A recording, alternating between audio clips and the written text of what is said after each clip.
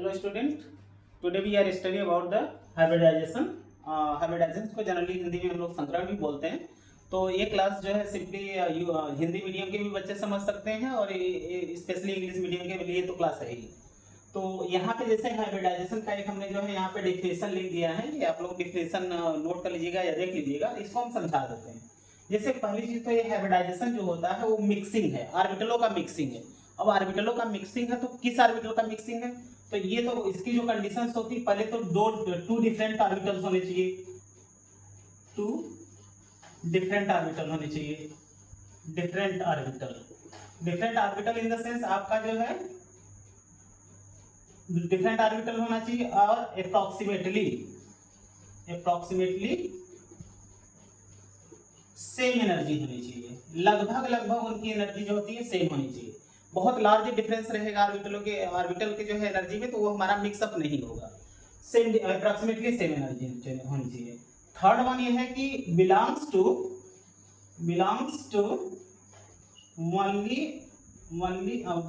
An atom कर सकते हैं। एन एटम मतलब एक ही एटम का ऑर्बिटल मिक्स होना चाहिए। जो दो या दो से अधिक ऑर्बिटल मिक्स हो रहे हैं वो एक ही एटम का होना चाहिए, दो डिफरेंट एटम का नहीं होना चाहिए। जैसे फॉर एग्जांपल पहला केस हम ले लेते हैं तो टू डिफरेंट ऑर्बिटल होना चाहिए। तो टू डिफरेंट होने का मतलब है कि कभी भी यस प्लस यस नहीं मिक्स होगा, ये नहीं होगा।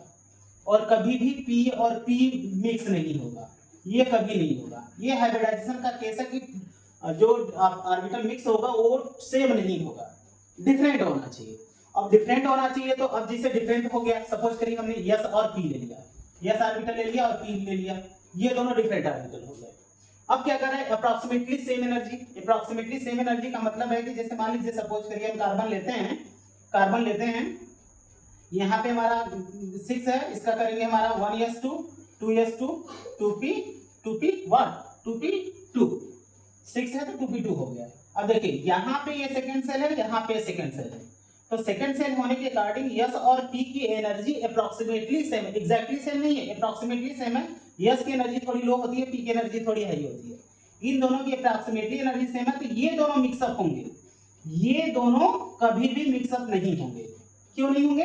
क्योंकि यहाँ पे 1 यस है और यहाँ पे 2 पी है, तो कहीं ना कहीं इन दोनों के बीच का जो एनर्जी डिफरेंस है वो बहुत हाई है। इसीलिए जो है ये मैंने लिखा है कि अप्रोक्सीमेटली सेम एनर्जी होनी चाहिए, अप्रोक्सीमेटली सेम एनर्जी होनी चाहिए। तो ये लगभग दोनों की एनर्जी सेम है, तो ये दोनों मिक्सअप होंगे। ठीक है। थर्ड वन है कि बिलोंग्स टू एन एटम। ये जो दोनों ऑर्बिटल दो या दो से अधिक ऑर्बिटल मिक्स हो रहे हैं वो केवल एक ही एटम का होना चाहिए। अगर डिफरेंट एटम का नहीं, जैसे अगर इसीलिए जो होता है हाइड्रोजन का हाइब्रिडाइजेशन कभी नहीं होता है। हाइड्रोजन का अगर हम ले लेते हैं तो हाइड्रोजन हमारा 1 होता है, तो यहाँ पे 1s1 केवल एक ऑर्बिटल आता है, यहाँ पे दूसरा ऑर्बिटल इन्वॉल्व नहीं होता, क्योंकि 1 में ना 1p आएगा ना 1d आएगा, केवल 1 का यस रहता है, इसीलिए इसका कभी भी हाइब्रिडाइजेशन नहीं होता है। तो कम से कम आपको 2 ऑर्बिटल चाहिए, वो भी डिफरेंट ऑर्बिटल होने चाहिए, इसीलिए हाइड्रोजन का कभी नहीं होगा। तो हमारे पास हाइब्रिडाइजेशन का क्या केस हुआ, कम से कम 2 ऑर्बिटल, दो या दो से अधिक ऑर्बिटल इन्वॉल्व होना चाहिए, मिक्स होना चाहिए, दोनों की एनर्जी लगभग सेम होनी चाहिए। सेकंड, अब यहाँ पे क्या कि दोनों की एनर्जी सेम होनी चाहिए। और जब ये ऑर्बिटल मिक्स होते हैं, जितने नंबर में मिक्स होते हैं उतने ही नंबर के ऑर्बिटल फॉर्म करते हैं। मतलब देखिए 2 ऑर्बिटल मिक्स होगा तो मिक्स होने के बाद 2 ऑर्बिटल फॉर्म करेगा, 3 ऑर्बिटल मिक्स होगा तो 3 ऑर्बिटल फॉर्म करेगा, 4 ऑर्बिटल मिक्स होगा तो 4 ऑर्बिटल फॉर्म करेगा। क्लियर है? हाँ। अब ये देखना है कि जैसे यस ऑर्बिटल, और हम एक एग्जांपल के तौर पे ले रहे हैं यस ऑर्बिटल और पी ऑर्बिटल, ये 2 ऑर्बिटल हम ले रहे हैं। यस हमारा सर्कुलर होता है, पी हमारा डबल शेप होता है, ये दोनों का शेप होता है। ओके। अब जब यस ऑर्बिटल सर्कुलर है, पी हमारा डबल शेप है, जब दोनों मिक्स करते हैं, जब दोनों मिक्स करेंगे तो 2 ऑर्बिटल फॉर्म करेगा। वो जो दोनों ऑर्बिटल फॉर्म करेगा उसका जो शेप होगा ना यस का होगा ना पी का होगा, दोनों से डिफरेंट होगा। जो ऑर्बिटल हाइब्रिड ऑर्बिटल फॉर्म करेगा वो इन दोनों से डिफरेंट होगा। तो जब डिफरेंट होगा तो 2 ऑर्बिटल हमारा मिक्स हो रहा है तो 2 ऑर्बिटल फॉर्म करेगा, और दोनों जो शेप होगा, एक लोग बड़ा होगा और एक लोग छोटा होगा। तो यहाँ पे देखिए ये दो ऑर्बिटल फॉर्म कर गए, this one and this one. अब इनका जो शेप है ना यस का है और ना पी का है, ये इनका जो शेप है वो एकदम इंटायरली डिफरेंट है। सेकेंड वन, इनका जो शेप होता है, जो हाइब्रिड ऑर्बिटल का शेप होता है, जितने भी बनेंगे सबका शेप सेम होगा और सबकी एनर्जी सेम होगी, तो यहाँ पे इसको हम बोलते हैं hybrid orbital. Hybrid orbital, clear है? Hybrid orbital. तो ये एक पर्टिकुलर हाइब्रिडाइजेशन का प्रोसेस है। हाइब्रिडाइजेशन का प्रोसेस में सिंपली टू और मोर देन टू ऑर्बिटल और मिक्स टुगेदर, मिक्स करते हैं और फाइनली जितने ऑर्बिटल मिक्स होते हैं उतने ही ऑर्बिटल फॉर्म करते हैं, और जो ऑर्बिटल फॉर्म करते हैं वो सेम नंबर में करते हैं, सेम नंबर में करते हैं और सेम शेप का होता है और सेम एनर्जी होती है। ओके, तो ये हमारा जो है हाइब्रिड ऑर्बिटल हो गया। अब हाइब्रिड ऑर्बिटल हो गया तो अब होता क्या कि जैसे यहाँ पे यस और पी मिक्स हुआ तो यस पी, ये हमारा क्या कहलाएगा? यस पी हाइब्रिड ऑर्बिटल कहलाएगा, क्योंकि यहाँ पे 1 यस है और यहाँ पे 1 पी है और ये दोनों मिक्स हो गए तो हमारा यस पी हाइब्रिडाइजेशन हो गया। इसी तरह से अगर मान लीजिए सपोज करिए एक यस और यहाँ पे 2 पी मिक्स कर देते हैं, 2 पी मिक्स कर दें, तो 2 पी मिक्स करने का मतलब यहाँ पे क्या हो जाएगा? ये यस ऑर्बिटल सर्कुलर है, ये पी डंबल है, ये पी डंबल है, तो यहाँ पे एक यस और 2 पी इन्वॉल्व हो गया, तो यहाँ पे क्या होगा? 3 ऑर्बिटल फॉर्म करेगा, और जब 3 ऑर्बिटल फॉर्म करेगा तो यहाँ पे देखिए एक ऑर्बिटल हुआ, यहाँ पे देखिए ये दूसरा ऑर्बिटल हुआ और यहाँ पे ये तीसरा ऑर्बिटल हो गया, तो ये 3 ऑर्बिटल आपके मिक्स हो गए। अब यहाँ पे 3 ऑर्बिटल मिक्स होने के बाद ये 3 ऑर्बिटल फॉर्म करेगा। इसी तरह से अगर हम यहाँ पे p3 कर दें, अगर p3 करेंगे तो यहाँ पे कितने ऑर्बिटल फॉर्म करेंगे? 4 ऑर्बिटल फॉर्म करेगा, 1 ऑर्बिटल, 2 ऑर्बिटल, यहाँ पे क्या हो जाएगा? 3 ऑर्बिटल एंड ये 4 ऑर्बिटल, तो ये हमारे 4 ऑर्बिटल फॉर्म करेगा जब एक यस और 3p। तो यहाँ पे देखिए एक यस और 3p ऑर्बिटल फॉर्म कर रहा है, तो यहाँ पे क्या हाइब्रिडाइजेशन हो जाएगा? sp3 orbital. ये इस हाइब्रिडाइजेशन को पर्टिकुलर हम बोलेंगे sp3 हाइब्रिडाइजेशन। यहाँ पे हमारा एक यस और एक p ऑर्बिटल फॉर्म कर रहा था, इसीलिए हम यहाँ पे sp हाइब्रिडाइजेशन बोल रहे थे। यहाँ पे एक यस और 3p ऑर्बिटल पार्टिसिपेट कर रहा है, इसलिए यहाँ पे हम sp3 हाइब्रिडाइजेशन बोल रहे हैं। तो इस तरह से पर्टिकुलर हमारा जो है पर्टिकुलर हाइब्रिडाइजेशन का प्रोसेस होता है, और आई थिंक हमें लग रहा है कि ये हाइब्रिडाइजेशन का प्रोसेस का क्या मतलब हो गया? पर्टिकुलर हाइब्रिडाइजेशन इज ऑर्बिटलों की मिक्सिंग हो गई, ठीक है? जितने ऑर्बिटल मिक्स करेंगे उतने ही ऑर्बिटल फॉर्म करेंगे। ओके,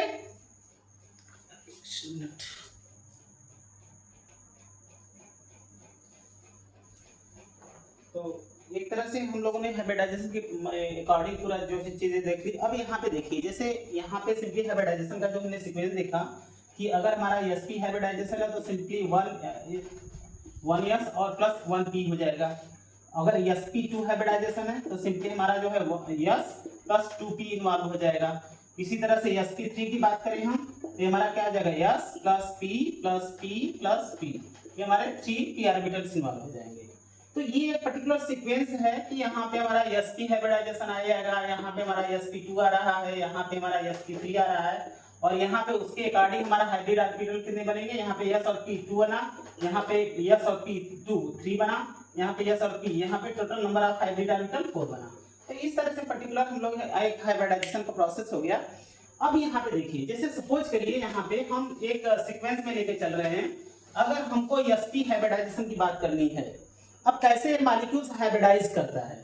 जैसे मान लीजिए हमको sp हाइब्रिडाइजेशन की बात करनी है, तो sp हाइब्रिडाइजेशन का सबसे बेस्ट एग्जांपल है आपका BeCl2।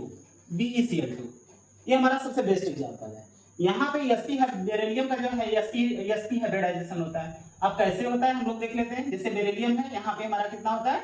2, बेरिलियम 4 हो गया, बेरिलियम 4 हो गया, तो यहाँ पे हम लोग क्या करते हैं? 1s2 एंड 2s2, ठीक है? अब 2s2 है तो कहीं ना कहीं हमारा 2p खाली रहेगा, 2s2 है तो कहीं ना कहीं हमारा 2p वैकेंट होगा। तो यहाँ पे देखिए क्या होता है कि ये जो नॉर्मल हम इलेक्ट्रॉनिक कॉन्फ़िगरेशन करते हैं, ये जो नॉर्मल इलेक्ट्रॉनिक कॉन्फ़िगरेशन करते हैं, इसको हम बोलते हैं ग्राउंड स्टेट, G, इसे हम G से रिप्रेजेंट करते हैं। This is the ground state. Ground state मतलब होता है कि पर्टिकुलर किसी भी एलिमेंट को एक नॉर्मल जब हम क्लासिफिकेशन जो है इलेक्ट्रॉनिक कॉन्फ़िगरेशन करते हैं तो उसे हम बोलते हैं ग्राउंड स्टेट।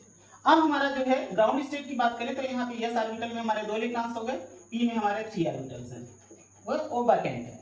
अब हम बेरिलियम को जब ग्राउंड स्टेट से एक्साइटेड स्टेट पे ले जाएंगे।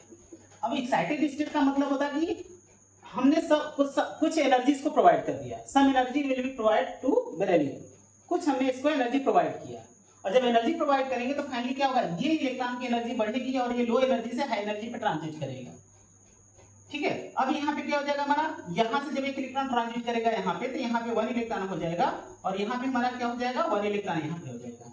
अब देखिए ध्यान से, हम किस हाइब्रिडाइजेशन की बात कर रहे हैं? sp हाइब्रिडाइजेशन की बात कर रहे हैं। तो यहाँ पे हमारा एक s हो गया और यहाँ पे एक p, एक s और एक p ऑर्बिटल मिक्स होगा। जब एक s और एक p ऑर्बिटल मिक्स होगा तो इसे हम बोलते हैं sp हाइब्रिडाइजेशन। अब यहाँ पे दो ऑर्बिटल मिक्स होगा तो बेरिलियम में दो ऑर्बिटल फॉर्म करेगा। तो कैसे करेगा देखिए, अब यहाँ पे हमारा बेरिलियम है, एक हाइब्रिड ऑर्बिटल आपका यहाँ पे फॉर्म किया, दूसरा हाइब्रिड ऑर्बिटल आपका यहाँ पे फॉर्म किया। हम छोटा वाला लोग नहीं बना रहे हैं क्योंकि वो छोटा बहुत छोटा होता तो बेरिलियम उसको कवर कर लिया। अब यहाँ पे एक बड़ा, यहाँ पे दो हाइब्रिड ऑर्बिटल दो मिक्स हुए, sp हाइब्रिडाइज्ड, और ये हमारा बना दिया। अब दोनों में देखिए अनपेयर्ड इलेक्ट्रॉन है, दोनों में अनपेयर्ड इलेक्ट्रॉन है, तो वहां पे एक अनपेयर्ड इलेक्ट्रॉन यहाँ पे एक अनपेयर्ड इलेक्ट्रॉन हो गया। ओके, अब देखिए कहीं पे भी जब भी तक केमिस्ट्री आप पढ़िए, अब देखिए कि कहीं पे भी अनपेयर्ड इलेक्ट्रॉन है तो वो मॉलिक्यूल या एटम हमारा बहुत ही अनस्टेबल होता है। अगर कहीं पे भी अनपेयर्ड इलेक्ट्रॉन आ गया तो वो पेयर अप करने की कोशिश करेगा, अपने आप को कहीं ना कहीं से इलेक्ट्रॉन एक्सेप्ट करने की कोशिश करेगा। अब यहाँ पे बेरिलियम के साथ कौन सा है? क्लोरीन, और क्लोरीन का इलेक्ट्रॉनिक कॉन्फ़िगरेशन करेंगे तो ये हमारा 17 होता है, तो इसका क्या करेंगे? 1s2 2s2 2p6 3s, अब देखिए 17 है, 3s2 और 3p5। अब यहाँ पे 3p5 है, लास्ट इलेक्ट्रॉन p ऑर्बिटल में जा रहा है, यहाँ पे 3p5 है, तो p5 की अगर हम देखें इलेक्ट्रॉनिक कॉन्फ़िगरेशन तो क्या होगा? 1 2 3 4 5। अब देखिए यहाँ पे ये दोनों पेयर्ड हैं, लेकिन ये हमारा अनपेयर्ड है, तो यहाँ पे भी अनपेयर्ड है, यहाँ पे भी अनपेयर्ड है, और ये हमारा p ऑर्बिटल है, ये मतलब हमारा इनकम्प्लीट p ऑर्बिटल है। तो इनकम्प्लीट p ऑर्बिटल है तो ये p ऑर्बिटल क्या करेगा? यहाँ पे आपका ये ओवरलैप करेगा। जब ओवरलैप करेगा तो इसका एक ऑर्बिटल यहाँ पे पेयर्ड हो गया, उसी तरह से यहाँ पे एक p ऑर्बिटल उसका ओवरलैप करेगा, यहाँ पे ओवरलैप किया, यहाँ पे पेयर्ड हो गया। अब यहाँ पे Cl है, यहाँ पे Cl है, अब देखिए ये पेयर्ड हो गया, ये पेयर्ड होगा। जितना इलेक्ट्रॉन शेयर करता है उतना ही नंबर ऑफ बॉन्ड बनता है, तो एक इलेक्ट्रॉन इधर से शेयर हुआ, एक इलेक्ट्रॉन इधर से शेयर हुआ, मींस यहाँ पे बेरिलियम क्लोरीन, यहाँ पे beryllium chlorine. This is the sp hybridization. ये हमारा sp हाइब्रिडाइजेशन हो गया। इसी तरह से अगर हम sp2 हाइब्रिडाइजेशन की बात करते हैं तब क्या होगा देखिए, अब देखिए आई थिंक मुझे लग रहा है कि इसकी कोई जरूरत नहीं है, अब तो हम लोग इसको रफ करते हैं फिर आगे बढ़ते हैं। ओके, अब देखिए यहाँ पे अगर हम sp2 हाइब्रिडाइजेशन की बात करें, अगर हम sp2 हाइब्रिडाइजेशन की बात करते हैं तो इसका सबसे बेस्ट एग्जांपल है क्या? BF3 कह सकते हैं, आप BCl3 कह सकते हैं, ठीक है, या AlCl3 कह सकते हैं, है ना, AlCl3 कह सकते हैं, ये हो सकता है।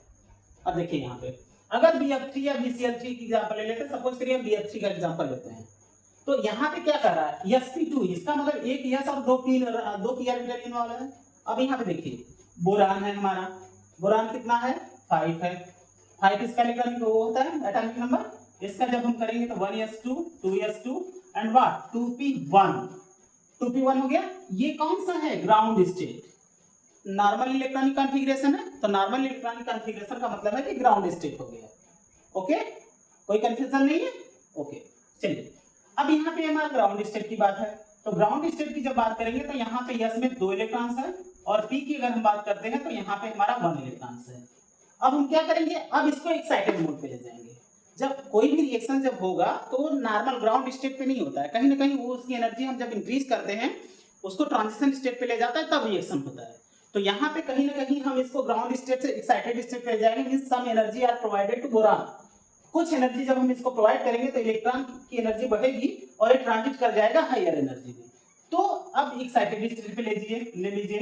अगर हम एक्साइटेड स्टेट पे ले जाते हैं तो ये इलेक्ट्रॉन हमारा ट्रांजिट करेगा यहाँ पे, इसका मतलब आपका हो जाएगा यहाँ पे 1 इलेक्ट्रॉन, और यहाँ पे क्या हो जाएगा? 1 ओके, अब देखिए यहाँ पे हम किस हाइब्रिडाइजेशन की बात कर रहे हैं? sp2, और sp2 in the sense 1s and 2p, 1s and 2p, इसका मतलब हमारा क्या हो गया? sp2 हाइब्रिडाइजेशन हो गया। अब देखिए कितने ऑर्बिटल मिक्स हुए? 3, 1s and 2p, means what? कितने ऑर्बिटल फॉर्म करेंगे? 3 ऑर्बिटल फॉर्म करेंगे, और जब 3 ऑर्बिटल फॉर्म करेंगे तो यहाँ पे आपका बोरान है। ओके, देखिए 1 ऑर्बिटल यहाँ पे फॉर्म करेगा, 1 ऑर्बिटल आपका यहाँ फॉर्म किया, 1 ऑर्बिटल आपका यहाँ फॉर्म किया। ओके, अब यहाँ पे तीनों के तीनों में अनपेयर्ड इलेक्ट्रॉन है, तो 1 अनपेयर्ड इलेक्ट्रॉन यहाँ, 1 अनपेयर्ड इलेक्ट्रॉन यहाँ, 1 अनपेयर्ड इलेक्ट्रॉन है। मैंने कहा कि कभी भी अनपेयर्ड इलेक्ट्रॉन नहीं रहेगा, जब अनपेयर्ड इलेक्ट्रॉन है तो क्या करेगा? पेयर अप करने की कोशिश करेगा, और जब पेयर अप करने की कोशिश करेगा तो किससे करेगा? अब देखिए यहाँ पे है आपका फ्लोरीन, अगर हम फ्लोरीन की बात करते हैं, ये हमारा 9 होता है, 1s2 2s2 2p5। अब यहाँ पे 2p5 हो गया, और p5 का मतलब है कि अगर हम इसका इलेक्ट्रॉनिक कॉन्फ़िगरेशन देखते हैं p में, तो क्या हो जाएगा 1 2 3 4 5। अब देखिए ये दोनों तो पेयर्ड हो गए, लेकिन यहाँ पे ये अनपेयर्ड है, और ये जब अनपेयर्ड है तो ये पेयर अप करने की कोशिश करेगा, तो यहाँ पे ए अनपेयर्ड, ये अनपेयर्ड, दोनों पेयर अप करेंगे और फाइनली क्या बनाएंगे, देखिए बेस पेयर्ड हो गया। यहाँ पे देखिए क्या बनाएगा, बेस पेयर्ड हो गया। यहाँ पे देखिए ये पेयर्ड हो गया, यहाँ पे Cl, यहाँ पे सॉरी फ्लोरीन है, फ्लोरीन है तो फ्लोरीन फ्लोरीन फ्लोरीन, तो यहाँ पे क्या हो गया BF F F BF3, ये हमारा बन गया। तो ये हमारा हो गया sp2 हाइब्रिडाइजेशन। ठीक है, sp2 हाइब्रिडाइजेशन का अगर देखा जाए तो हमारा एथिलीन भी होता है, CH2 डबल बॉन्ड CH2, ये भी इसमें भी हमारा sp2 हाइब्रिडाइजेशन होता है। तो ये हम लोग जब ऑर्गेनिक कंपाउंड्स पढ़ेंगे तो वहां पे देख लेंगे कि किस तरह से इसका पाई बॉन्ड जनरेट हो रहा है ना। तो अभी फिलहाल हम लोग इनऑर्गेनिक की बात कर रहे हैं। ऑर्गेनिक में भी कुछ सीक्वेंस हम बताएंगे लास्ट में कि कैसे हम लोग हाइब्रिडाइजेशन को आइडेंटिफाई करते हैं। तो फिलहाल अभी हम लोग इसकी बात करते हैं। यहाँ पे इस तरह से पर्टिकुलर हाइब्रिडाइजेशन हुआ, तो इसमें कोई कंफ्यूजन आई थिंक मुझे नहीं लगता है होगा। अगर बाय द वे आपको कुछ कंफ्यूजन आता है या चीजें नहीं समझ में आती हैं, तो जब आप वीडियो देख रहे होते हैं तो आप कमेंट लिख दिया करिए सर ये पॉइंट नहीं क्लियर हुआ, तो हम उसका अलग से वीडियो एक अप्लाई कर देंगे। है, हम लोग आगे बढ़ते हैं। अब देखिए हम लोग sp देख लिए, sp2 देख लिए, अब हम लोग sp3 देख लिए। तो sp3 हाइब्रिडाइजेशन की अगर हम बात करते हैं तो यहाँ पे देखिए sp3 हाइब्रिडाइजेशन। तो sp3 का मतलब क्या होगा, एक s और 3 p ऑर्बिटल इन्वॉल्व हुआ, एक s और 3 p ऑर्बिटल मिक्स होने का मतलब है क्या। अब यहाँ से इसका सबसे बेस्ट एग्जांपल है हमारा CH4, सबसे बेस्ट एग्जांपल है CH4 भी है, NH3 भी है, H2O भी है, सॉरी NH3, H2O भी है, CCl4 भी है। हाँ, और जितने भी एल्केन होते हैं ऑल एल्केन इसमें भी पॉसिबल कि वो स्ट्रेट चेन हो, साइक्लिक हो, या जो भी है, हमारा एल्केन होना चाहिए। अगर एल्केन है तो एल्केन इन द सेंस उसका जो जनरल फार्मूला हमारा होता है क्या, CnH2n+2। तो इसमें हम बहुत डिटेल में नहीं जाएंगे, जब ऑर्गेनिक केमिस्ट्री का हम लोग वीडियो बनाएंगे तो वहां पे ये सब चीजें क्लियर होंगी। अभी हम लोग जो हाइब्रिडाइजेशन पे फोकस करते हैं, एक समय में एक ही चीज, बाकी और सब चीजें देखने लगे तो वीडियो मतलब कंफ्यूज हो जाएंगे। तो यहाँ पे हम लोग एक समय में एक चीज की बात करते हैं। तो यहाँ पे जैसे एग्जांपल ले लेते हैं sp3 में CH4 है। अब CH4 में देखिए हम कह रहे हैं कि sp3 हाइब्रिडाइजेशन होना चाहिए, और ये माइंड में रखिएगा कि जब भी कभी भी हाइब्रिडाइजेशन पूछता है किसी भी मॉलिक्यूल का, तो स्पेशली जो हम लोग हाइब्रिडाइजेशन निकालते हैं वो सेंट्रल एलिमेंट का निकालते हैं, जो सेंटर में होता है, बाकी सराउंडिंग को हम नहीं टच करते। तो अगर हम सेंट्रल एटम की बात करते हैं तो यहाँ पे कार्बन हमारा सेंट्रल एटम है, तो यहाँ पे कार्बन हमारा 6 हो गया, इसका करेंगे हमारा 1s2 2s2 2p6 नहीं 2p2 हो जाएगा, टोटल 6 इलेक्ट्रॉन है तो 2p2 हो गया। ये हमारा कौन सा है, ग्राउंड स्टेट है। और ग्राउंड स्टेट का मतलब है कि यहाँ पे 2 इलेक्ट्रॉन्स हैं, और p में कितने हैं, 2 इलेक्ट्रॉन्स हैं। ओके, यहाँ पे। अब जब हम इसे एक्साइटेड स्टेट पे ले जाएंगे तो ये इलेक्ट्रॉन हमारा ट्रांजिट करेगा, यहाँ पे एनर्जी हाई होगी और ये ट्रांजिट करेगा यहाँ पे। तो फाइनली हमारा स्ट्रक्चर क्या हो जाएगा, यहाँ पे 1 हो जाएगा और यहाँ पे क्या हो जाएगा 3 हो जाएगा, 1 2 3। इसमें तो हमें नहीं लग रहा है कि कोई कंफ्यूजन होना चाहिए कि जब एनर्जी दे रहे हैं तो ये इलेक्ट्रॉन ट्रांजिट करेगा हायर एनर्जी पे, फाइनली यहाँ पे चला जाएगा और ये होगा। और हम किसकी बात कर रहे हैं, एक s और 3p की।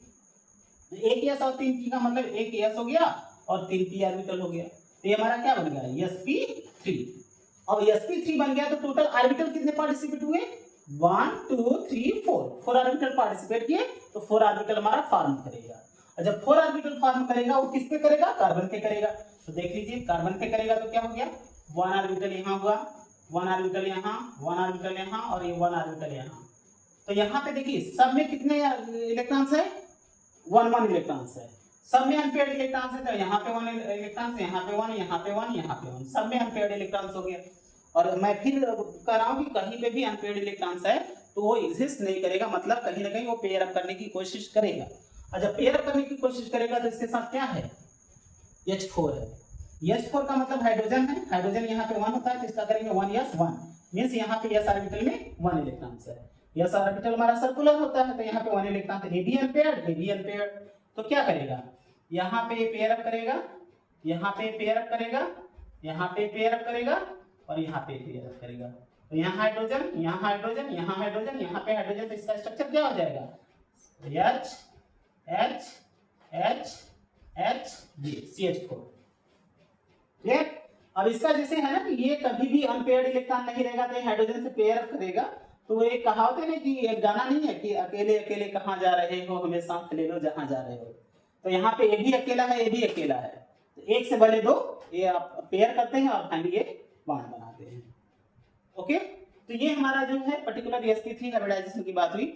इसके बाद बहुत सारे हाइब्रिडाइजेशन इसके बाद भी होते हैं, जैसे sp3 हाइब्रिडाइजेशन होता है, sp3d2 होता है, sp3d3 होता है। उसके बाद जो है हमारा dsp2 भी होता है। तो बहुत सारे हाइब्रिडाइजेशन है। तो जिस तरह से जैसे अब यहाँ पे sp3 हो गया, अब d ऑर्बिटल इन्वॉल्व होगा तो sp3d हो जाएगा, 2 d इन्वॉल्व होंगे तो sp3d2 हो जाएगा। तो उसके अकॉर्डिंग होता है कि जैसे जैसे d ऑर्बिटल का इन्वॉल्वमेंट होगा उसी के अकॉर्डिंग वो बढ़ता जाएगा।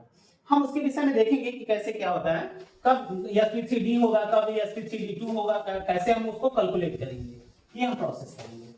ठीक है, अब चलिए, अब जैसे मान लीजिए सपोज करिए कि आपको एक अननोन कोई मॉलिक्यूल दे दिया, उसका आपको हाइब्रिडाइजेशन निकालना है। ये तो हम पर्टिकुलर एक सीक्वेंस बताए, एक प्रोसेस बताया, थियोरेटिकल प्रोसेस है। थियोरेटिकल प्रोसेस में एक्चुअली में हाइब्रिडाइजेशन में कैसे होता है, हाइब्रिडाइजेशन क्या प्रोसेसेस होती हैं, कैसे एनर्जी को मॉडिफाई करते हैं, कैसे शेप को मॉडिफाई करते हैं। तो ये एक पर्टिकुलर हमारा एक सीक्वेंस था, एक्सप्लेनेटरी सिस्टम था। लेकिन क्या होता है कि जब आप कॉम्पिटिटिव एग्जाम देने जाते हो तो आपके पास इतना समय नहीं होता है कि हम कैसे उस ऑर्बिटल को मर्ज करें, इतना डिटेल में कौन करेगा, हमको ट्रिक चाहिए। तो हाइब्रिडाइजेशन के लिए हम लोग का एक पर्टिकुलर फार्मूला होता है, वो होता है number of hybrid orbital, number of hybrid orbital, number of hybrid orbital equal to होता है 1/2 v plus m plus c minus minus c plus a। ये आपका जो है एक फार्मूला होता है। Number of hybrid orbital equal to 1/2 v plus m minus c plus a। अब ये है क्या, अब यहाँ पे ये सब चीजें है क्या, v इक्वल टू होता है हमारा valence electron, valence electron in what, in central atom, central atom जो होते हैं उनमें वैलेंस इलेक्ट्रॉन कितना है, m है हमारा मोनोवैलेंट एटम, मोनोवैलेंट एटम। अब मोनोवैलेंट एटम का मतलब होता है कि हमको जिसकी जो वैलेंसी 1 हो, जिसकी वैलेंसी 1 हो, वैलेंसी 1 होने का मतलब कि कोई भी ऐसा एटम है जो 1 इलेक्ट्रॉन रिलीज कर रहा हो या 1 इलेक्ट्रॉन एक्सेप्ट कर रहा हो फॉर कंप्लीटिंग द ऑक्टेट। कोई भी एलिमेंट है अपने ऑक्टेट को कंप्लीट करने के लिए 1 इलेक्ट्रॉन अगर रिलीज करता है तो वैलेंसी 1 हो जाएगी, या 1 इलेक्ट्रॉन एक्सेप्ट करता है तो उसकी वैलेंसी 1 हो जाएगी। जैसे फॉर एग्जांपल हम ले रहे हैं यहाँ पे सोडियम ले लीजिए, सोडियम हमारा 11 होता है तो ये हमारा 281 हो गया, तो ये 1 इलेक्ट्रॉन रिलीज करेगा।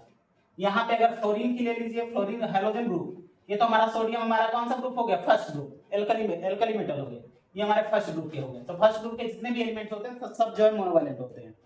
यहाँ पे फ्लोरीन की बात करें तो फ्लोरीन हमारा 9 होता है तो इसका करेंगे 27। अब ये 1 इलेक्ट्रॉन एक्सेप्ट करेगा तभी ये 8 हो जाएगा, तो ये 1 इलेक्ट्रॉन एक्सेप्ट करा, इसकी मतलब इसकी वैलेंसी 1 हो गई। यहाँ पे 1 इलेक्ट्रॉन रिलीज करा, इसका मतलब इसकी वैलेंसी 1 हो गई। मींस ये दोनों के दोनों क्या हैं, ये दोनों के ग्रुप के एलिमेंट सब के सब मोनोवैलेंट होते हैं। ओके, अब मोनोवैलेंट ये हो गया। इसके बाद सी हमारा कैटानिक चार्ज है, सी जो है हमारा ये है हमारा कैटानिक चार्ज, ये हमारा कैटानिक चार्ज है। Cationic charge in the sense what, positive charge. C की जगह अगर मान लीजिए किसी भी कंपाउंड पे पॉजिटिव चार्ज है तब हम उसे माइनस करते हैं। ये हमारा है anionic charge, anionic charge, anionic charge, anionic charge in the sense ये हमारा नेगेटिव चार्ज है। अगर कहीं पे भी नेगेटिव चार्ज है तो हम उसको प्लस कर देते हैं। Done, okay. ये हमारा एक एग्जांपल हो गया कि पर्टिकुलर कैसे हम किसी भी मॉलिक्यूल के हाइब्रिडाइजेशन को आइडेंटिफाई करते हैं। फॉर एग्जांपल चलिए हम लोग एक के बाद एक चलते हैं। जैसे मान लीजिए हमको CO2 का देना है, हमको CO2 का हाइब्रिडाइजेशन निकालना है, तो CO2 का जब हाइब्रिडाइजेशन निकालेंगे तो 1/2 हम इस फार्मूले को फॉलो करते हैं। 1/2 कार्बन है, तो कार्बन का जब हम करेंगे तो कार्बन हमारा 6 होता है तो क्या होता है 2 4।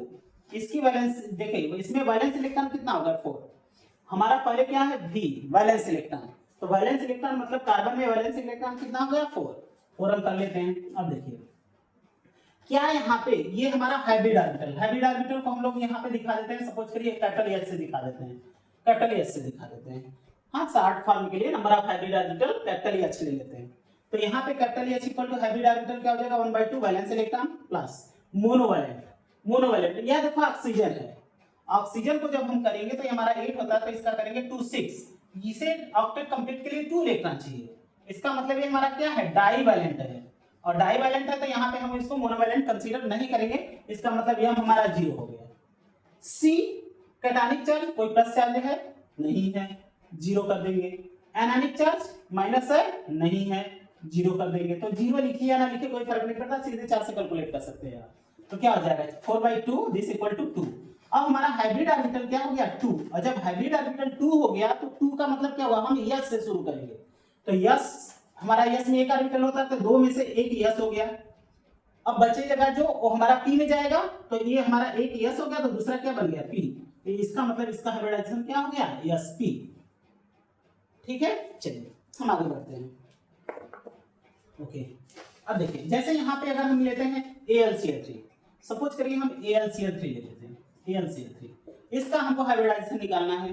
तो जब इसका हाइब्रिडाइजेशन निकालेंगे तो 1/2 एल्यूमिनियम है, एल्यूमिनियम ये 13 होता है, इसका करेंगे 283। तो वैलेंस इलेक्ट्रॉन देखिए, वैलेंस और इलेक्ट्रॉन और वैलेंसी में अंतर है, ध्यान में रखिएगा।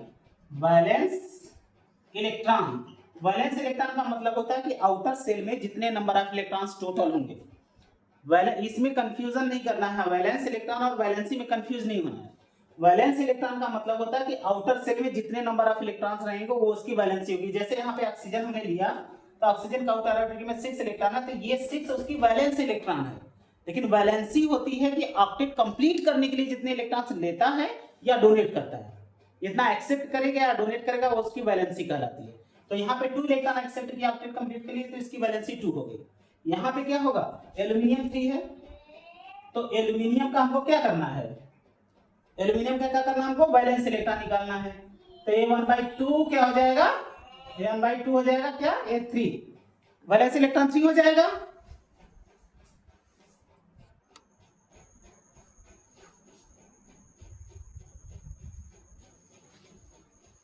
ओके, यहाँ पे देखिए जैसे यहाँ पे है, हमने एल्यूमिनियम का AlCl3 का लिया था, यहाँ पे 283 है, तो एल्यूमिनियम का वैलेंस इलेक्ट्रॉन 3 हो गया, तो 3 हो गया। प्लस क्लोरीन है यहाँ पे, अब हमको मोनोवैलेंट लेना है, तो क्लोरीन अगर देखेंगे तो क्लोरीन हमारा 17 होता है, तो इसका करेंगे 287। तो 7 का मतलब 1 इलेक्ट्रॉन एक्सेप्ट किया, तो क्लोरीन हमारा मोनोवैलेंट हो जाएगा। तो टोटल कितने क्लोरीन है 3, तो 3 हो जाएगा। अब कोई कैटायनिक चार्ज है नहीं, 0। एनायनिक चार्ज है नहीं, 0, तो छोड़ दीजिए इसको। हमारा क्या हो जाएगा 6/2 दिस इक्वल टू क्या 3। अब हमारा H हमारा कितना हो गया 3। अब 3 हुआ तो इसमें से देखिए 3 में से 1 हमारा S हो गया, अब बच गया 2 हमारा किस में जाएगा P में जाएगा, तो ये हमारा हो जाएगा sp2। इसका मतलब जो है AlCl3 वो हमारा sp2 हाइब्रिडाइज्ड है। क्लियर है, समझ में आया? ओके, अब जैसे मान लीजिए सपोज करिए हम एग्जांपल और भी लेते हैं। अब जैसे मान लीजिए H2O हम ले लेते हैं, सपोज करिए H2O। अब H2O लेते हैं, H2O का हाइब्रिडाइजेशन निकालना है हमको, तो क्या करेंगे हम H equal to 1/2 oxygen. Oxygen का वैलेंस इलेक्ट्रॉन अभी हम लोगों ने देखा था 8, ये है 26 हुआ, तो यहाँ पे वैलेंस इलेक्ट्रॉन कितना हुआ 6 हुआ। प्लस मोनोवैलेंट एटम, यहाँ पे हाइड्रोजन है, तो हाइड्रोजन करेंगे तो 1 होता है 1, इसका मतलब इसका भी मोनोवैलेंसी है, तो हमारा हाइड्रोजन हो गया 2, कोई पॉजिटिव चार्ज नहीं, कोई एनायनिक चार्ज नहीं, 0। यहाँ पे कर देंगे 6 to 8/2 दिस इक्वल टू 4। अब यहाँ पे 4 आ गया, और जब 4 आ गया तो इस 4 में से एक यस होगा, क्योंकि यस ऑर्बिटल में केवल एक ही ऑर्बिटल होता है, एक यस हो गया, बचा 3, तो 3 पी होता है, पी में 3 ऑर्बिटल्स होते हैं, तो एक जो 3 पी ऑर्बिटल इस्तेमाल हो जाएगा, तो sp3। इसका मतलब इसका हाइब्रिडाइजेशन क्या हो जाएगा sp3। क्लियर है, समझ में? इसी तरह से आप कर सकते हैं NH3 का, NH3 कर लीजिए। जब NH3 का करेंगे तो क्या आ जाएगा 1/2। देखिए अब नाइट्रोजन क्या है, नाइट्रोजन का करेंगे तो ये 7 होता है, 2 5 आउटर ऑर्बिटल में कितने हो गए 5 इलेक्ट्रॉन्स, तो ये जब 1/2 5 प्लस हाइड्रोजन 3, तो हमारा 3 हो गया, ये क्या हो जाएगा 8/2 दिस इक्वल टू 4 का मतलब क्या हुआ, एक यस और 3 पी sp3। ठीक है, तो ये भी sp3 हो गया। तो इस तरह से पर्टिकुलर ये हम लोग हाइब्रिडाइजेशन कैलकुलेट करते हैं। हाँ, अब हम आते हैं sp3d कैसे हो गया, sp3d2 कैसे हो रहा है, sp3d3 कैसे हो रहा है, तो उसके विषय में भी हम लोग थोड़ा सा कुछ कंपाउंड का करके देख लेते हैं। ठीक है, चलो कुछ हम एनायनिक चार्ज भी ले लेते हैं, एनायनिक का कंसीडर कर लेते हैं। एनायनिक इन द सेंस जैसे सपोज करिए SO4 2 माइनस ले लिया, SO4 2 माइनस ले लिया, तो यहाँ पे जब हम इसका देखते हैं तो क्या हो जाएगा 1/2 हाइब्रिड ऑर्बिटल देखेंगे तो 1/2 क्या हो जाएगा वैलेंस एटम। सल्फर हमारा सेंट्रल एटम है, सल्फर हमारा सेंट्रल एटम है, तो सल्फर हमारा कितना होता है 16 होता है। इसका करेंगे 2 8 6 हो जाएगा, आउटर ऑर्बिटल में कितने इलेक्ट्रॉन है 6 है, तो 6 हो गया। प्लस मोनोवैलेंट एटम है नहीं, ऑक्सीजन है तो ऑक्सीजन डाइवैलेंट होता है तो 0 हो जाएगा। अब कैटायनिक प्लस कोई चार्ज है नहीं है, 0 हो जाएगा। माइनस चार्ज है कितना है 2 है, तो ये हमारा हो जाएगा +2, हाँ क्योंकि माइनस चार्ज 2 है तो हम एनायनिक चार्ज को 2 कर देंगे। अब यहाँ पे हम जब करेंगे तो क्या हो जाएगा 1/2 प्लस ये कितना 1/2 इंटू 6 to 8, अब यहाँ पे कितना आया 4 में से क्या हो जाएगा 1 OS और 3 P, sp3 हाइब्रिडाइजेशन। ये कितना सिंपल है, बहुत इजी होता है हाइब्रिडाइजेशन कैलकुलेट करना किसी भी कंपाउंड का। अब जैसे मान लीजिए सपोज करिए हम IF7 ले लेते हैं, सपोज IF7 ले लेते हैं, ठीक है IF7 ले लीजिए। अब IF7 का हाइब्रिडाइजेशन आपको निकालना है तो क्या करेंगे हम 1/2 हाइब्रिड ऑर्बिटल निकालेंगे, 1/2 आयोडीन है तो आयोडीन हमारा हाइड्रोजन ग्रुप का है, तो हाइड्रोजन ग्रुप का मतलब 7 वैलेंस इलेक्ट्रॉन हो जाएगा 7 प्लस यहाँ पे फ्लोरीन भी हमारा मोनोवैलेंट है, हाइड्रोजन ग्रुप है तो मोनोवैलेंट 7 हो जाएगा। अब कोई चार्ज नहीं है, खत्म करिए, यहाँ पे 14/2 इक्वल टू कितना आ गया 7 आ गया। अब देखिए 7 में से, अब 7 में से क्या करेंगे, एक यस हमारा हो गया, बच गया 6 में से P कितना हो गया 3 हो गया। अब बच गया कितना, देखिए 7 है, 7 में से एक यस ऑर्बिटल हो गया, 6 बचा, 6 में से 3 P ऑर्बिटल हो गया क्योंकि P में मैक्सिमम 3 ऑर्बिटल्स होते हैं, P3 हो गया। अब क्या बचा 3 ऑर्बिटल बचा, और जब 3 ऑर्बिटल बचा तो P के बाद क्या आएगा D आएगा, तो हमारा D3। इसका मतलब है कि IF7 का जो हाइब्रिडाइजेशन होगा वो sp3d3 होगा। ठीक है, ओके। अब जैसे मान लीजिए सपोज करिए XeOF2 का निकालना है आपको हाइब्रिडाइजेशन, XeOF2 का हाइब्रिडाइजेशन निकालना, तो जब भी हाइब्रिडाइजेशन निकालना होता है हम सेंट्रल एटम का निकालते हैं, हमेशा हम सेंट्रल एटम का निकालते हैं। तो क्या करेंगे हम यहाँ पे 1/2 सेंट्रल एटम जेनान है, जेनान हमारा नोबल गैस है, 8 इलेक्ट्रॉन्स होगा आउटर ऑर्बिटल में तो 8 हो जाएगा, नोबल गैस का 8 इलेक्ट्रॉन्स होता है, 8 हो गया। प्लस यहाँ पे ऑक्सीजन तो डाइवैलेंट है लेकिन फ्लोरीन हमारा मोनोवैलेंट है, तो फ्लोरीन हमारा हाइड्रोजन है तो 2 कर देंगे, ये हमारा हो जाएगा कितना 10/2, कितना आया 5, और 5 इन द सेंस व्हाट 1 यस हो गया, बचा 4 में से 3P बचा 1, ये हमारा D sp3d। इसका मतलब XeOF2 में जो हाइब्रिडाइजेशन आएगा sp3d आएगा। क्लियर है, ओके। अब देखिए यहाँ पे sp3d हो गया, इसके बाद क्या करेंगे, जैसे मान लीजिए अगर हम ये ले लेते हैं सपोज करिए SF6 का देख लीजिए क्या हो जाएगा 1/2 वैलेंस इलेक्ट्रॉन, सल्फर है तो 6 हो जाएगा, प्लस फ्लोरीन मोनोवैलेंट है 6 हो गया, हमारा हो गया 12/2 6 हो गया। अब 6 में से 1 यस बच गया 5 में से 3P बच गया 2, ये हमारा D2 sp3d2। क्लियर है, तो इस तरह से कोई भी कंपाउंड्स आपको दे दिया, कुछ भी दे दिया, कोई भी कंपाउंड्स एक्सेप्ट कोऑर्डिनेशन कंपाउंड्स। अगर हम कोऑर्डिनेशन कंपाउंड की बात करते हैं तो कोऑर्डिनेशन कंपाउंड में हमारा जो सराउंडिंग मॉलिक्यूल्स होते हैं उसे हम लिगेंड बोलते हैं। अब लिगेंड हमारा 2 तरह का होता है, स्ट्रांग होता है या अब वीक होता है, तो उसमें एक अलग कॉन्सेप्ट है। अब जब 11th के बच्चे 12th में जाएंगे तो 12th में पढ़ेंगे, या 12th के जो बच्चे होंगे अगर वो हमारी वीडियो को देख रहे होंगे तो 12th में जब हम कोऑर्डिनेशन कंपाउंड का लेंगे लेक्चर तो वहाँ पे हम जो है इसको बताएंगे कि कैसे होता है, ये निकाला जाता है। ठीक है, या जहाँ पे डी आता है जनरली वो हम मान के चलते हैं कि कोऑर्डिनेशन कॉम्प्लेक्स में उसको कंसीडर करते हैं। तो कैसे निकाला जाता है कोऑर्डिनेशन कंपाउंड में, उसका एक अलग क्राइटेरिया है, strong ligand, week ligand, outer inner orbital है कि आउटर ऑर्बिटल, वो एक अलग मैटर है। तो आई थिंक मुझे लग रहा है कि हाइब्रिडाइजेशन आप किसी भी कंपाउंड का इजीली निकाल सकते हो। ठीक है, ओके। अब यहाँ पे जैसे हाइब्रिडाइजेशन आपने निकाल दिया तो कुछ कंडीशंस हैं, कुछ कंडीशंस जो माइंड में आपको हमेशा रखना है, और यहाँ से कंपटीशन में ये क्वेश्चंस आते हैं, जैसे आईटी हो गया, जेई हो गया, या आपका नीट हो गया, वहाँ ये क्वेश्चन बहुत आते हैं। जैसे अगर मान लीजिए सपोज करिए अगर कहीं पे DsP2 हाइब्रिडाइजेशन है, कहीं पे DsP2 हाइब्रिडाइजेशन है, तो ये तो डी में हमारे कितने ऑर्बिटल्स होते हैं? 5 टाइप्स के होते हैं। कौन कौन होते हैं? DXY, DYZ एंड DXZ, है ना? और क्या होता है? DX2 Y2 and DZ2। I think ये जो टाइप ऑफ ऑर्बिटल्स में आप लोग ये सब पढ़ रखे होंगे, तो मैं इसके डिटेल में नहीं जा रहा हूँ, ठीक है? या तो मैं जब अगर आपको नहीं क्लियर करा तो कमेंट में लिख दीजिएगा, फिर हम अलग से इस का क्लास बना के जो है अपलोड कर लेंगे। तो यहाँ पे हमारे ये 5 ऑर्बिटल्स होते हैं डी के। तो यहाँ पे जब अगर DsP2 है तो ये जो डी ऑर्बिटल होता है, इसमें जो डी ऑर्बिटल इन्वॉल्व होता है वो होता है हमारा DX2 Y2, ये ऑर्बिटल इन्वॉल्व होता है। तो कभी कभी क्वेश्चन से आता है कि in DsP2 which orbital of D are involved, तो ये स्पेशलाइज्ड होता है कि DX2 Y2 ही डी में इस डी में इन्वॉल्व होगा। यहीं पे अगर हमारा sp3 डी ऑर्बिटल आता है तो sp3 डी ऑर्बिटल में हमारा होता है DZ2 इन्वॉल्व होता है, DZ2 पार्टिसिपेट करता है। और यहीं पे अगर हम बात करें sp3d2 में बात करें तो ये जो दोनों डी ऑर्बिटल होते हैं वो हमारे होते हैं DX2 Y2 और DZ2, ये दोनों ऑर्बिटल पार्टिसिपेट करते हैं। और यही अगर हमारा sp3d3 ये दो ऑर्बिटल लेते हैं तो इसके केस में हमारा होता है ये आपका हो जाएगा DXY, DYZ एंड DXZ। ये देखिए इसमें होता क्या है कि ये तीनों ऑर्बिटल जो होते हैं वो बिटवीन द एक्सिस होते हैं, बिटवीन द एक्सिस, ये एक्सिस के बीच में होते हैं। एक्सिस के बीच में जैसे DXY हो गया तो यहाँ पे x है, y है, तो इसका जो ओरिएंटेशन होगा कुछ इस तरह से होता है इन तीनों का। और इसके केस में देखें तो ये अलोंग द एक्सिस होता है। अलोंग द एक्सिस का मतलब ये x है, ये y है, तो ये हमारा ये y पे हो जाएगा, ये x पे हो जाएगा, ये अलोंग द एक्सिस हो जाता है। तो ये ऑर्बिटल में थोड़ा सा डिफरेंस है। तो यहाँ पे बस आपको माइंड में क्या रखना है कि ये जो है बहुत इंपॉर्टेंट चीज मैं बता रहा हूँ, ये क्वेश्चंस मेरी आपके कॉम्पिटिटिव एग्जाम में आना ही है।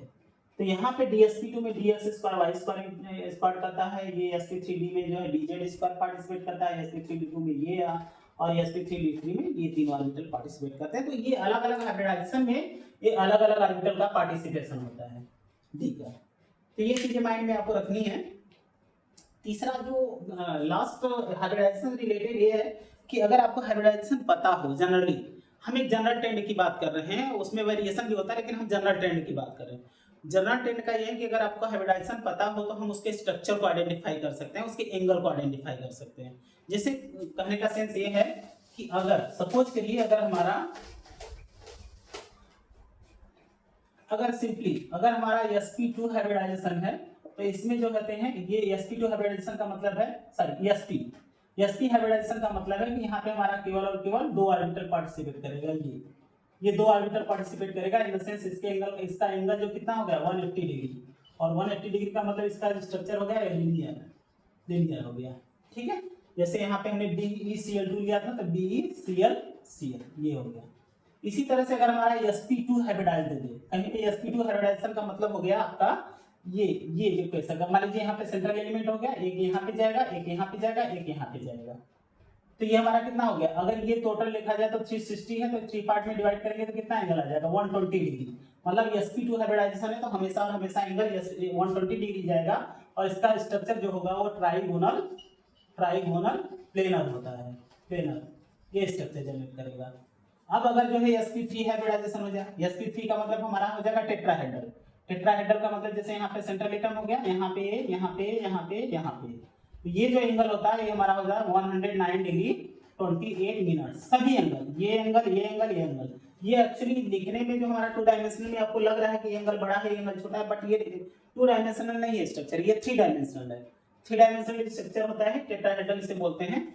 ये हमारा टेट्राहेड्रल कहने का सेंस ये है कि अगर कहीं पे आपको sp3 हाइब्रिडाइजेशन आ गया, इसका मतलब है कि उसका स्ट्रक्चर हमारा टेट्राहेड्रल होगा और उसका एंगल जो होना चाहिए 109 डिग्री 28 मिनट्स होना चाहिए।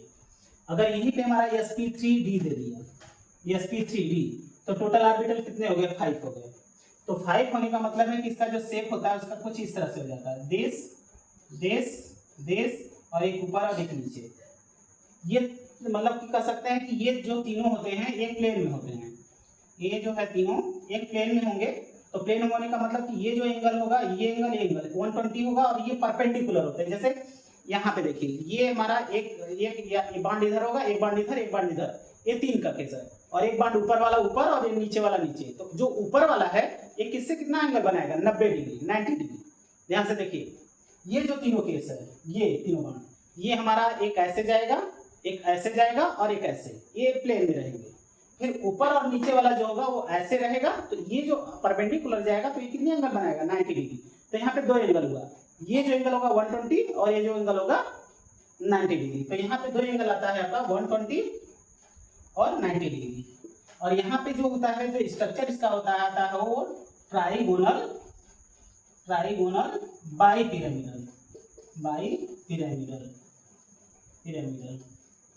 इसी तरह से अगर हमारा जो होता है sp3d2 ले लीजिए, तो sp3d2 का मतलब 6 ऑर्बिटल हो गया। तो 6 ऑर्बिटल का मतलब इसका जो स्ट्रक्चर होगा, ये सेंट्रल एटम हो गया, एक यहाँ जाएगा, एक यहाँ जाएगा, एक यहाँ जाएगा, एक यहाँ जाएगा, एक ऊपर एक नीचे। इसे हम ये अब देखिए इसको देखिए, ये चार हमारा प्लेन में होता है। जैसे ये बुक की बात करिए, ये देखिए यहाँ पे ये हमारा बुक है, एक यहाँ पे जाएगा, एक यहाँ पे जाएगा, एक यहाँ पे जाएगा, एक यहाँ पे जाएगा। तो ये जो एंगल होगा सब, ये हमारा पूरा 360 है, और 360 को जब 4 में डिवाइड करेंगे तो कितना आ जाएगा, 90।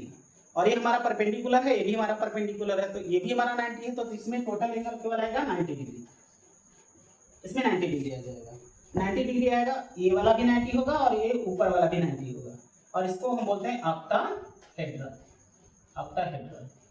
ठीक है, ये हो गया। अब इसके बाद हमारा जो लास्ट वन था sp3d3, sp3 में d3 में टोटल 7 ऑर्बिटल्स हो गए। तो इसका जो स्ट्रक्चर होगा वो इस तरह से होता है, ये पेंटागोनल बन जाता है। यहाँ से देखिएगा, ये यहाँ पे यहाँ पे यहाँ पे यहाँ पे यहाँ पे और एक ऊपर एक नीचे, तो ये हमारा पेंटागन बनता है। ये हमारा पेंटागन प्लेनर होता है। देखिए ये हमारा पेंटागन बन गया, और एक ऊपर नीचे और एक नीचे। तो अगर 360 को पेंटागन 5 में बांटेंगे तो कितना आ जाएगा, 360 को 5 में बांटेंगे तो कितना आ जाएगा, देखिए 360 डिग्री है, इसको 5 में डिवाइड करिए, 5 एंगल में, तो 5 एंगल में डिवाइड करेंगे तो कितना आ जाएगा, 72 डिग्री आएगा। तो ये हमारा 72 डिग्री हो गया। ओके, और ये जो हमारा आएगा वो परपेंडिकुलर है, तो ये 90 डिग्री, मतलब इस यहाँ पे 2 एंगल आएगा 90 डिग्री। इसको हम बोलते हैं पेंटागोनल। देखिए 5 है, पेंटागोनल ऊपर नीचे पिरामिडल, तो पेंटागोनल बाइपिरामिडल। ये कहने का सेंस ये है कि अगर हमको हाइब्रिडाइजेशन पता हो, ये sp है तो 180 डिग्री होगा, लिनियर होगा, sp2 है तो 120 डिग्री होगा, ट्राइगोनल प्लेनर होगा, sp3 है तो 190 डिग्री 28 मिनट्स होगा, टेट्राहेड्रल होगा, sp3d है तो हमारा 120 90 और ट्राइगोनल बाइपिरामिडल। ये पर्टिकुलर इस हाइब्रिडाइजेशन के अकॉर्डिंग ये सीक्वेंस होता है और ये स्ट्रक्चर होता है। ठीक है, लेकिन ये हाइब्रिडाइजेशन के अकॉर्डिंग ये जनरल ट्रेंड है, मतलब ये एक्सपेक्ट किया जाता है कि अगर ये हाइब्रिडाइजेशन है तो यही होगा। लेकिन प्रॉब्लम्स भी आती हैं। प्रॉब्लम्स आती हैं कि अगर कहीं लोन पेयर आ जाए, हाइब्रिडाइजेशन तो सेम हो लेकिन लोन पेयर आ जाए, जैसे sp3 के केस में देख लीजिए, sp3 के केस में, sp3 के केस में अगर CH4 है तो सभी के सभी बॉन्ड है, तो ये हमारा इस पास में एग्जिस्ट करेगा। लेकिन यहाँ पे NH3 ले लीजिए, इसके पास एक लोन पेयर आ जाता है, H2O ले लीजिए, इसके पास 2 लोन पेयर आ जाता है। तो इस लोन पेयर की वजह से इनका जो शेप होता है टेट्राहेड्रल, वो टेट्राहेड्रल नहीं रहता, चेंज होता है। तो ये जो टेट्राहेड्रल नहीं होता है तो क्या हो जाता है, तो इसके विषय में एक थ्योरम आई थी जिसे हम बोलते हैं valence shell electron pair repulsion theory, VSEPR theory. तो उसको हम लोग जो है नेक्स्ट क्लास में स्टडी करेंगे पूरा डिटेल में। तो फिलहाल हाइब्रिडाइजेशन के लिए इससे अधिक आपको कुछ नहीं पूछने वाला है। और ये यहाँ से जितना भी हमने बताया, अगर आपको क्लियरली समझ में आ गया तो किसी भी मॉलिक्यूल की एक्सेप्ट कोऑर्डिनेशन केमिस्ट्री आप इजीली बता सकते हैं कि कौन सा हाइब्रिडाइजेशन होगा, उसका शेप क्या होगा, उसके बॉन्ड एंगल क्या होगा, ये सब चीजें बता सकते हैं। ठीक है, तो ये आपका टोटल फाइनल हाइब्रिडाइजेशन। और आपको अगर वीडियो अच्छी लगी हो तो आप इसको जो है सब्सक्राइब भी करें, लाइक भी करें। और अगर कहीं पे कुछ प्रॉब्लम्स आ रही हैं या कोई ड्रॉबैक समझ में आ रही है या कुछ लेक्चर नहीं समझ में आ रहा है, कुछ इश्यूज हैं हमारी तरफ से, तो उसको कमेंट में प्लीज़ लिख के दें ताकि मैं अपने को इम्प्रूव करूं या अपनी चीज़ों को इम्प्रूव करी, कहाँ पे क्या प्रॉब्लम्स आ रही है। तो कमेंट करना ना भूलें। कमेंट करने से जो है मेरी क्लियरेंस थोड़ी बढ़ेगी कि हमें और क्या करना चाहिए, क्या इंप्रूवमेंट करनी चाहिए। तो जब भी आपको सब्सक्राइब इसलिए करिए ताकि अगर आपको वीडियो अच्छी लग रही है तो जब मैं नेक्स्ट वीडियो अपलोड करूँगा तो इजीली आपके पास अवेलेबल हो और इजीली आप चीज़ों को समझ सकें। ठीक है, ओके, थैंक यू।